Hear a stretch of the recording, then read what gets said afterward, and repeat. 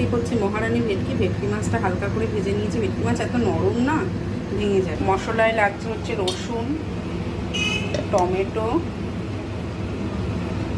কাঁচা লঙ্কা, আদা, পেঁয়াজ, কাঁচু, পোস্ত, সর্ষে, কালো সর্ষে। আপনারা চাইলে সাদা সর্ষেও দিতে পারেন। ফোড়নও দেবো একটু গোটা গরম মশলা। এবার দেবো মশলাটা।